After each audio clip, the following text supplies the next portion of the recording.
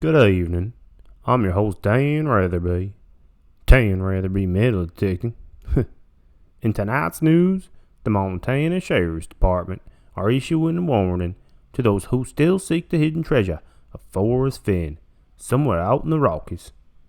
And over in Arkansas, an amateur metal detectorist gets his first screaming signal just under this pile of politics. Now, just what did he find? And later, we'll be speaking with our special guest, YouTube star Shotzucker. Now, what the hell's that say? It's actually pronounced Schatzsucher, Dan. It's German. It means treasure seeker. You know, like metal detecting. Alright then. Say, that's a nice haircut you got there. They do men's cuts where you got that done? Anyway, let's get right to the news. Just last week, a man was injured searching for the treasure of Forrest Fenn. For those of you who aren't familiar with the story, years ago, retired art dealer and Vietnam vet Forrest Fenn claims to have buried a treasure chest filled with millions worth of gold nuggets, rare coins, jewelry, and gemstones, somewhere out in the Rockies. To this day, people are still searching. But just a few weeks ago, a Montana Sheriff's Office issued a warning to those who still seek the treasure. In the last couple of years, 2 people have died, 2 have been rescued near death, several have run-ins with local and federal enforcement, and one told his wife today he was injured, but not where he was. The common denominator is that these people were all near Yellowstone National Park, and they were all looking for the Forrest Fenn treasure. Gallatin County Sheriff Brian Gupton has a message for treasure hunters. You must know that this country is unforgiving if you don't give it the respect it deserves. Let someone know where you are going. Exactly. Not some vague geographic area to keep your secret safe, and when you expect to return. Be prepared for the change in weather and wilderness conditions. Many areas have no cell phone service. Mountain streams and rivers are especially dangerous. Bears, snakes, and gravity are all found in abundance in our corner of the world. We encourage everyone to vigorously pursue their outdoor passions, but think like a local. Before you go after the treasure, consider your level of skill, preparation, and knowledge of the area. Consider the volunteer hours spent searching if you need to be rescued, and the anxiety of those left at home. That's some good advice. Now over to Arkansas. Pop quiz, hot shot. You got a scream signal just under this pile of politics. What do you do? What do you do? Wouldn't you know it, one fella found himself just in that very same situation.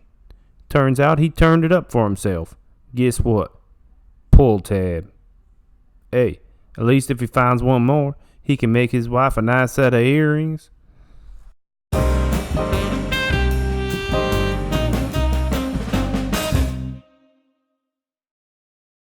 Well, alright.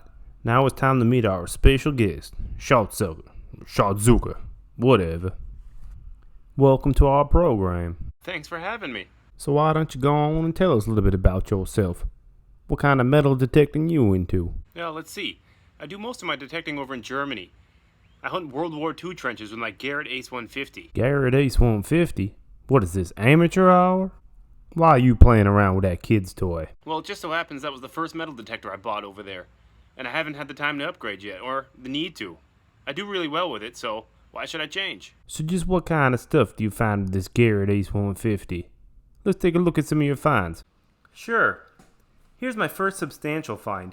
It's a live Soviet F1 hand grenade. Although I gotta admit, Dan, finding this got me a little freaked out. It just goes to show you how dangerous World War II metal detecting can be.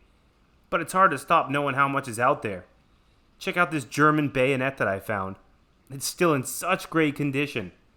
One of my best finds yet.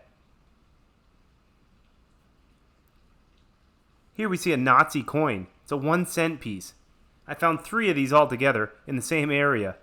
It's from 1941, and it's got the eagle and swastika on it.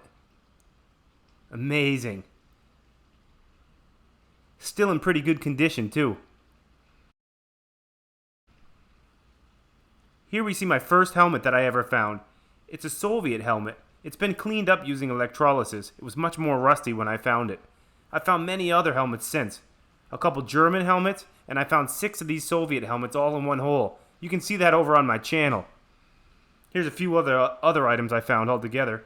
You can see I find lots of live rounds, an old tin cup. Man, it's amazing just how much of that stuff is out there, just beneath the forest floor. In fact, sometimes I still find it lying on the surface. It's crazy. Well, I must say, those are some pretty impressive finds.